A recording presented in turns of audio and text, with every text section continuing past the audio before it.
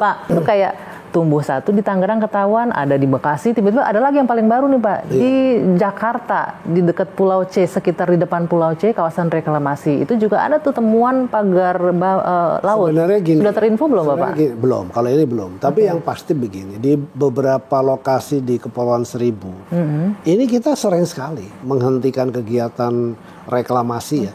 Jadi mereka reklamasi tanpa izin dilakukan gitu, kita hentikan berkali-kali. Kita sudah hentikan dan berhasil dengan baik, lalu kemudian berhasil kita selamatkan juga pulau-pulaunya itu dan seterusnya begitu. Itu tapi tidak pernah terliput memang karena itu kan sudah kegiatan rutin di kementerian kami begitu. Harusnya press release langsung tuh Pak. Kalau ini memang ini terus terang udah rame duluan. Ada beberapa juga misalnya penyedotan pasir ilegal, kami ngundang.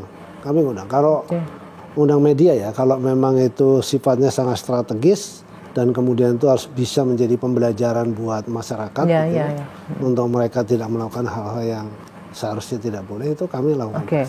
Untuk yang Jakarta masih baru dengar ya Pak ya tadi ya, masih mencari informasi. Nah ini kita kembali sedikit nih Pak, ini agak mengganggu juga saya nih, karena di program kami di TV One, di Catatan Demokrasi, salah seorang narasumber menyebutkan langsung Pak, dengan gamblang, oh ini punya si A, pengusaha A yang bangun di sana untuk peluasan kawasan industri PSN dan lain-lain. Itu gimana Pak? Oh saya belum dengar kalau itu. Nggak ada itu saya belum dengar. Ya mestinya kalau pengusaha udah pasti tahu lah, harusnya ya. Karena apapun namanya. Maksudnya sudah pasti tahu prosedurnya. Prosedurnya gitu. Kan harusnya udah tahu. Ya nggak mungkin lah menurut saya. Kalau saya nih pandangan saya kayaknya nggak mungkin. Cuma saya nggak tahu kalau mungkin. Tapi saya nggak yakin gitu. Nggak yakin bahwa ada. Yakin lah kalau yang disebut misalnya perusahaan misalnya PIK sebut saja gitu karena dekat ya. Lalu kemudian ngelakuin itu sih menurut saya enggak ya. Hal yang boleh bilang quote and quote konyol gitu Pak ya. Secara perusahaan besar harusnya diikut sesuai prosedur gitu loh. Jadi ini misterinya belum terjawab ya, kira-kira siapa yang punya modal segede itu bikin pagar laut 30 km gitu dan untuk apa? Kita tagih lah. Tunggu aja. Tunggu 2 minggu lagi kita balik ya Pak ya. Oke. Nah, kita juga bahas tadi Bapak sudah singgung sedikit tadi soal pengerukan pasir secara ilegal. Nah, kita tahu ini di akhir pemerintahan Presiden Jokowi sempat menghidupkan kembali ya Pak ya untuk ekspor pasir laut. Selama kita tahu 20 tahun nih. 22 tahun sempat hibernasi ya Pak ya, berhenti itu tidak diperbolehkan. Tapi di ujung-ujung menghidupkan lagi. Saya tanya dulu. Kalau misalnya itu dilakukan untuk kepentingan ekologis, setuju nggak? Kalau ekologis. Kalau itu misalnya untuk kepentingan ekologis, tapi sebetulnya juga bisa bermanfaat menjadi pemasukan negara. Ada nilai ekonomisnya gitu ya. Setuju kan? Setuju. Nah, jadi sebetulnya begini, filosofi dasarnya adalah Indonesia ini kan dilewati oleh arus ya. Jadi karena memang arusnya kan dari Laut Cina Selatan terus gitu, memang kita ini jalur termohelan gitu, jadi sirkulasi. Jadi akhirnya memang terus arusnya itu bergerak terus. Dan arus itu selalu membawa material, berbagai macam jenis material. Ada material yang berharga, mineral, ada juga material-material sedimentasi seperti pasir dan seterusnya. Nah, itu yang nanti kemudian dia menyebabkan penumpukan secara alami yang membuat yang namanya pulau tumbuh gitu loh. Itu bisa mengganggu itu ya? Mengganggu pelayaran, mengganggu ekologi. Apalagi yang lebih seru kalau misalnya zona itu tadinya zona konservasi. Kalau itu zona konservasi kan banyak biota yang sebetulnya masuk ke situ jadi kemudian jadi mati, jadi rusak gitu kira-kira gitu. Dan itu kan peristiwa alam biasa aja. Nah, dulu ngelihatnya adalah eksploitasi. 22 tahun yang lalu tuh eksploitasi.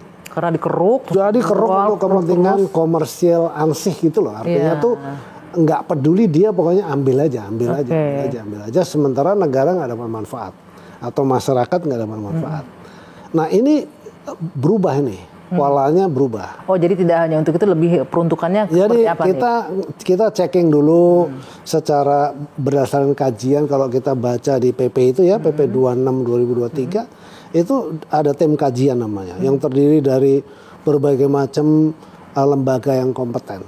termasuk kementerian-kementerian teknis yang membidangi juga. Kalau mineral tuh ESDM juga ikut, terus kemudian LH juga ikut, lingkungan hidup juga ikut, pemerintah daerah ikut, perguruan tinggi ikut, lembaga swadaya masyarakat yang aktif, concern terhadap lingkungan juga kita ajak. Artinya suara masyarakat didengarkan lewat civil society bukan hanya suara masyarakat, mereka kita dilibatkan sini, untuk menentukan titik ini adalah sedimentasi yang mengganggu berbagai macam tadi seperti lingkungan, arus dan lain sebagainya. Nah, kajian mendalam dilakukan sebenarnya. Kajian mendalam dilakukan. Nah, dari situ kemudian kita ambil. Kan apapun namanya itu harus diambil. Kan itu harus disingkirkan idealnya. Kalau kita diemin aja, ya jadi nanti makin numpuk jadi kerusakan. Yang bersuara nggak cuma masyarakat biasa. Mantan kolega Bapak juga mungkin di kementerian ini dulu Bu Susi juga sempat marah-marah tuh Pak. Kalau diekspor untuk perluasan lahan untuk masyarakat apa segala macam nggak apa-apa, tapi jangan diekspor semuanya. Itu gimana? Kalau ekspor pasir seluruh dunia dibaca lah. Hampir seluruh negara, beberapa negara kan juga banyak ya. Australia ekspor, Eropa juga banyak ekspor, Filipina juga ekspor. Kok nggak diteriakin gimana masalah? Jadi kalau di kita tuh dalam tanda kutip ya saya nggak tahu apa maksudnya. Tapi kalau misalnya nggak setuju, let's discuss. Kita diskusi yang benar, based on scientist, ya kemudian kita diskusikan, kita bicarakan. Nanti akan saya tanya balik, so kalau kondisi kayak gitu saya balikin ke Anda mau gimana? Kan gitu aja. Kan banyak sekali orang hanya merasa, gua nggak setuju, nanti negara tetangga tambah melebar dan sebagainya. Ada UNCLOS 82 juga di situ nyebutin. Ada peraturan internasional juga yang membatasi bahwa garis pantai, ruang laut, semua kan ada jalurnya. Jadi tidak perlu ada kekhawatiran bahwa ini akan sekedar eksploitasi belaka, tapi ada kepentingannya sebesar-besar balik untuk bangsa dan negara gitu Pak ya. Dijamin ya itu Pak ya? Pasti dijamin karena semua orang bisa ngelihat. Jadi kalau ada pulau yang hilang, misalnya begitu, pulau yang dihancurkan untuk kepentingan reklamasi, itu against the environment. Wah itu udah nggak sesuai dengan mutu kita tuh, blue ekonomi biru. Baik. Ya kan?